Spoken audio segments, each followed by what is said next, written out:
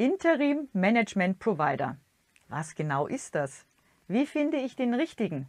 Das und noch mehr erfahren Sie heute hier in der Sendung.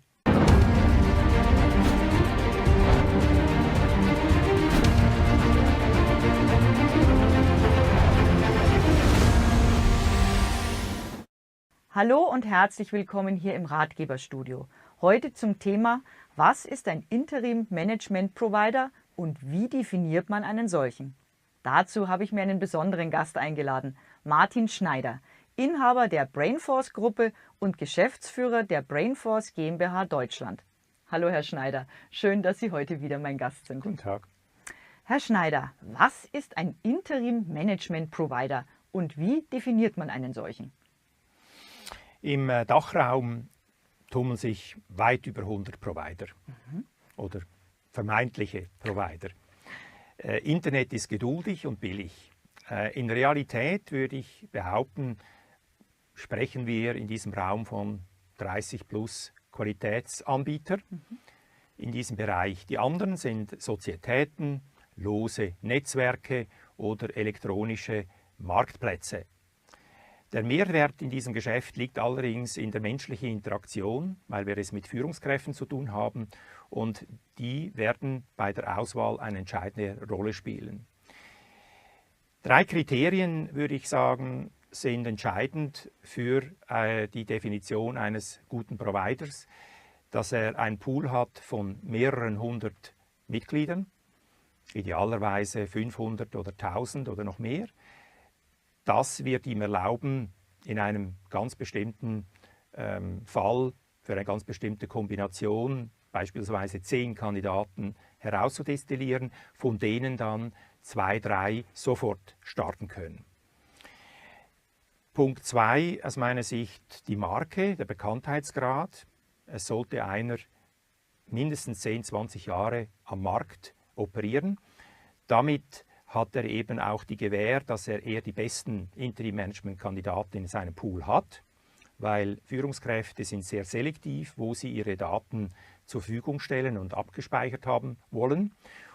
Und natürlich, wenn man 10, 20 Jahre am Markt ist, hat man auch eine Erfahrung, die richtige Sparringpartnerrolle zu spielen gegenüber dem Kunden. Und das dritte Kriterium aus meiner Sicht ist Internationalität. Und ein Provider, der eben internationale Möglichkeiten bieten kann, operativ, ist sicher ein nützlicherer Provider für einen Kunden. Lassen Sie uns ein bisschen an Ihrem dritten Punkt bleiben und den etwas vertiefen. Warum ist es aus Ihrer Sicht so wichtig, die Internationalität eines Interim-Management-Anbieters zu gewährleisten? Es hat natürlich mit der Internationalisierung, mit der Globalisierung zu tun. Es bestehen einfach internationale Abhängigkeiten fast für jedes Unternehmen. Die operativen Fragestellungen sind ganz klar international, sei das bezüglich Sourcing, bezüglich Kunden. Ein Interim-Manager-Provider, der internationale Erfahrung hat, hat eben auch die höhere Wahrscheinlichkeit oder die kann es besser machen, die richtige Typologie entsprechend dem Kunden vorzuschlagen, sei das in Deutschland, in der Schweiz, in Österreich oder in ganz anderen Märkten und dort eben auch operative Lösungen vorschlagen zu können. Ein Provider sollte international integriert sein, eher nicht eine Franchise. Der Nachteil ist eben, dass bei Franchise-Modellen interne Abgeltungsmodelle dazu führen, aufgrund der entsprechenden Incentives, dass eben nicht unbedingt die beste Lösung herauskommt, sondern diejenige, die dem einzelnen Franchise-Nehmer am besten passen. Und damit wird eben eigentlich die beste Lösung für den Kunden verhindert. Wenn ich jetzt als Kunde so einen Management-Provider brauche, einen Interim-Management-Provider, welche Rankings kann ich denn zu Rate ziehen, um die richtige Entscheidung zu treffen? Ich persönlich halte wenig bis gar nichts von publizierten Rankings. Analog wie beim Executive Search oder bei der Beratung, solche Rankings, die sind nicht objektiv. Ich kenne kein einziges, das wirklich neutral erstellt wird. Die Manipulationsmöglichkeiten sind enorm Und die Ranking-Organisationen, die spielen natürlich auch mit Premium-Kategorien und so weiter. Und je mehr sie zahlen, desto bessere Rankings werden sie haben. Oder sie investieren einfach mehr in günstige Bewertungen von Kunden etc. Also die Unabhängigkeit von solchen Rankings, großes Fragezeichen.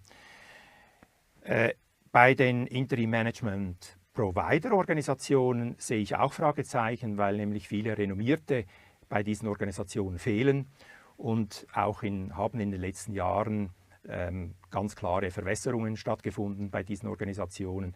Da sind Teilnehmer dabei, die eben aus meiner Sicht nicht wirkliche Qualitätsprovider sind. Aber wie sieht denn dann ein Prozess eines seriösen Interim-Management-Providers bei einer Kundenanfrage aus? Der Erfolg jedes Mandats hängt natürlich ab mit dem bestgeeigneten Interim-Manager, der hier eingesetzt werden kann. Es geht also darum, wirklich genau diesen passgenauen Kandidaten zu identifizieren, und das ist bei einem Provider natürlich eher sichergestellt, weil der eine Situationsanalyse erstellt und weil er eben bei seinem eigenen Personal, das heißt diese Berater beim Provider, die eben den Kunden beraten, dass das eben auch Leute sind, die selber mal CEO waren oder C-Level-Funktionen ausgeübt haben und entsprechend auch eine Sparringpartnerrolle spielen können, glaubhaft. Entsprechend kann so ein detailliertes Angebot eben auch erstellt werden und mit dem Kunden zusammen und damit eben eine maßgeschneiderte Lösung entstehen. Die entsprechende Vorselektion von 2 bis 3 Kandidaten in der Regel, die auch sofort verfügbar sind, das wird dann besser möglich sein aufgrund dieser Konstellation. Dann die Vertraulichkeit ist ganz wichtig. Alle Informationen werden anonymisiert und erst eigentlich kurz bevor Kandidaten beim Kunden präsentiert werden, wird eigentlich offengelegt, wer es ist. Und auch umgekehrt weiß der Kandidat auch, um welchen Kunden es sich handelt. Diese Vertraulichkeit ist bei wichtigen Positionen ganz, ganz entscheidend wichtig. Der ganze Prozess dauert nur wenige Tage. Und wie sieht dann der weitere Prozess aus? Der weitere Prozess ist natürlich eine aktive Begleitung des Mandats. Es gibt regelmäßige Austausche, es gibt sogar kostenfreie Beratung hin und wieder, weil natürlich zu gewissen Themen der Provider selber eben auch eine Kompetenz hat und damit eben eine gute Sparringpartnerrolle gegenüber dem Kunden spielen kann. Und am Ende des Mandats wird auch ein Feedbackgespräch geführt und damit ist das Ende des Mandats dann gemacht.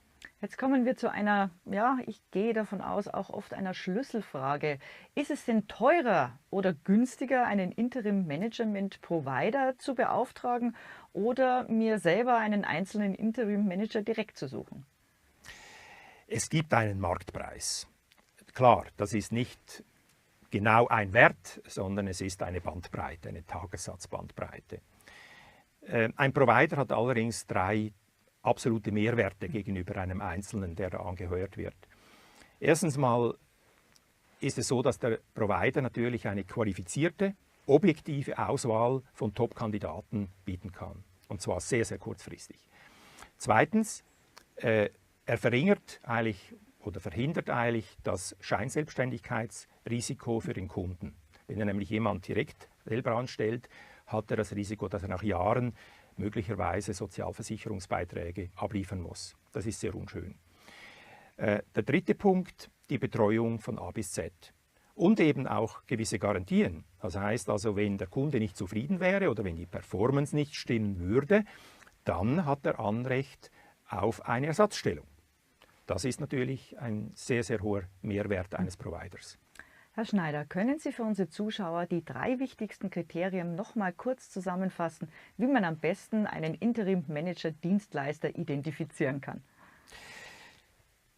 Erstens, ich denke, die Marke, der Bekanntheitsgrad ist von großer Bedeutung. Jemand, der eben mehrere hundert Referenzen aufweisen kann, der eben auch erfahrene Seniorberater hat, die Sparringpartnerrolle beim Kunden ausüben können.